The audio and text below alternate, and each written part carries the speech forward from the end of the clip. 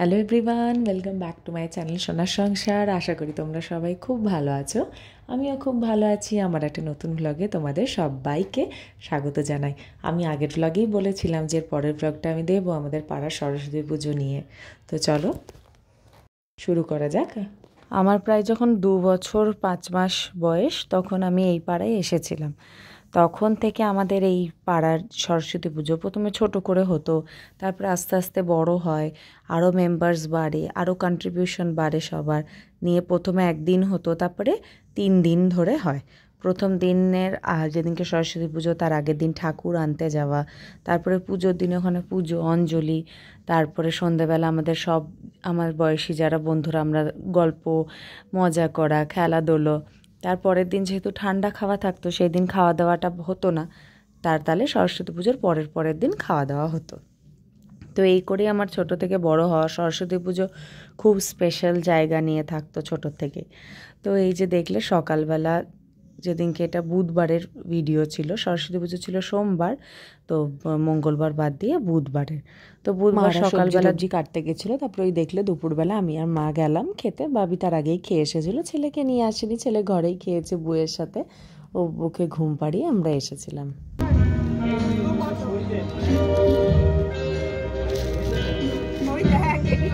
কোলে করে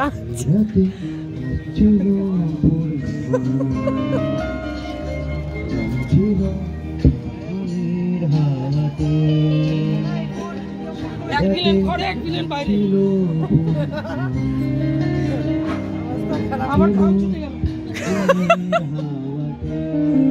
বড়ই দেখবি, বড়ই দেখবি।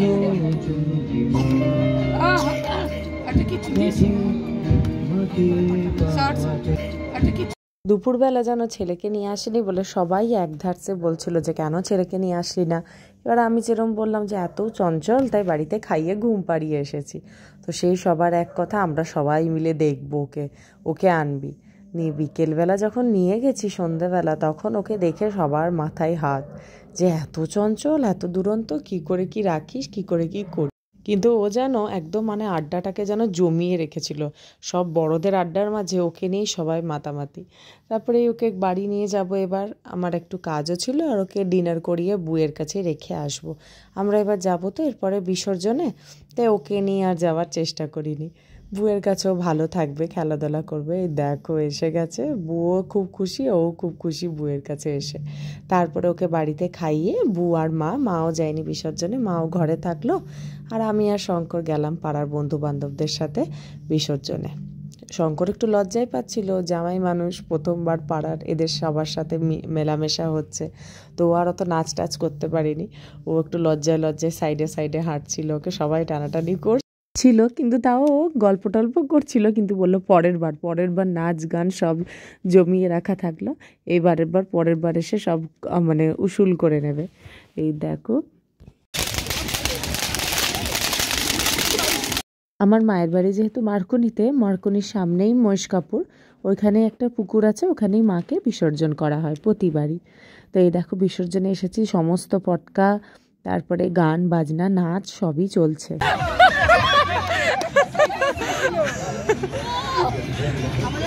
ঠাকুর অনেক দূর চলে গেছে চড়ে। শঙ্করকে দিয়েছে ওরা স্পিকারটা ধরতে, আর ওদের কাণ্ড কারখানা দেখে হেসে গড়িয়ে যাওয়ার মতো। সবারই হাসতে হাসতে পেটে ব্যথা হয়ে যাচ্ছে, এক একটা এমন কাণ্ড কারখানা করছে। তারপরেই দেখো এবার মায়ের বিসর্জনের পালা, একদম পুকুরের সামনে আমরা চলে এসেছি। তো এই লাস্ট মিনিটের ডান্স ওইসব চলছে। এই বিসর্জনের কথা মনে পড়লেই ছোটোবেলার কিছু কিছু কথা মনে পড়ে যায় জানো। আমাদেরকে বলা হতো, যেহেতু তখন আমরা স্টুডেন্ট ছিলাম, ক্লাস 10 ক্লাস 12 বা এমনি নর্মাল 5-6-এ যখন পড়তাম, আমাদেরকে বড়রা বলতো তোরা পিছন দিকে মুখ ঘুরিয়ে থাকবি, সরস্বতী ঠাকুরের বিসর্জন দেখবি না। তো এতদিন তাই করেছি আমরা। তারপরে আমি যখন এখানে দুর্গাপুরে বিয়ের আগে থাকতাম, তখন আমি যেহেতু টিচার ছিলাম, পড়াশোনা নিয়ে অ্যাসোসিয়েটেড ছিলাম, বা তখন আমি এমসিএর পড়াশোনাও করতাম, তখনও বিসর্জন কোনো দিন দেখিনি, তখনও পেছন ঘুরেই থাকতাম। তো এইবার প্রথমবার আমি মায়ের বিসর্জন দেখলাম, ভিডিও করলাম। এই ওপরে গিয়ে যে এখানে সবাই মিলে দাঁড়িয়েছে না, ওখানে কেউ কাঁচ টাচও পরে থাকে, তাই এইবার সবাই জুতো পরে বিসর্জনের ওখানে গেছে, নাহলে প্রতিবারই খালি পায়ে যায়। তো ওই একজনের অ্যাক্সিডেন্ট হয়েছিল, একবার কাঁচ ঢুকে গেছিলো, ওই জন্য ওখানে একদম চটি পড়ে এবার মাকে বিসর্জন করা হবে। মা আর বুয়ের কাছে ছেলে ছিল, আমি একবার চক করে ঘরে ঢুকে দেখে এলাম যে ওরা কি করছে, কি দেখলাম খেলাধুলা করছে। তারপরে আমরাই ভাবলাম যে রাত্রের খাওয়া দাওয়া একবারে করে নিই, ছেলের যেহেতু স্কুল আছে বেশি লেট করা যাবে না।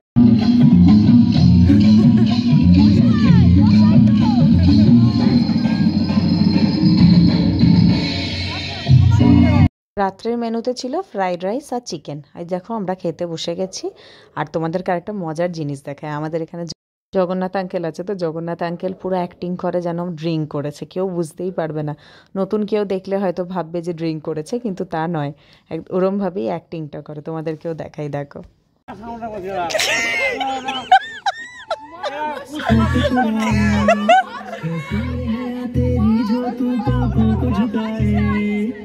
रब जो पोशीदा है उसको निहारे तू, और जो गर्विदा है उसको टाले तू। तेरी झलक शर्फी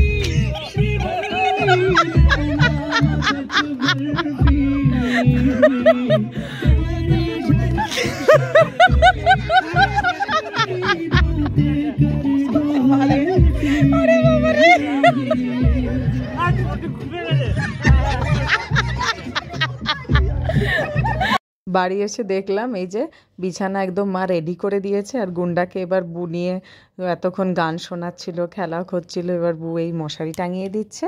তারপরে আজকের আমাদের সরস্বতী পুজোর বিসর্জন, মজা আনন্দ সব হয়ে গেল। এবার পরের দিন এখান থেকেই স্কুল যাবে পুচকু। এই যে দেখো বু জুতো পরিয়ে দিচ্ছে, মা ব্যাগ নিয়ে রেডি, টিফিন নিয়ে। ও আজকে স্কুলে যাওয়ার একদম ইচ্ছে নেই, ও ঘরেই খেলবে আর কি। তো এই চলো আজকে তাহলে আমার ভ্লগ এই অবধিই থাক। তোমরা কিন্তু সবাই জানিও তোমাদের কেমন লাগলো আমার পুরো ভ্লগটা, আর পুরোটা আমার সাথে দেখার জন্য অনেক অনেক ধন্যবাদ। Please like, comment, share, subscribe করতে ভুলো না কিন্তু আমার চ্যানেলকে। আজ তবে আসি, আবার দেখা হবে আমার পরের ভ্লগে। টাটা, সবাই খুব ভালো থেকো।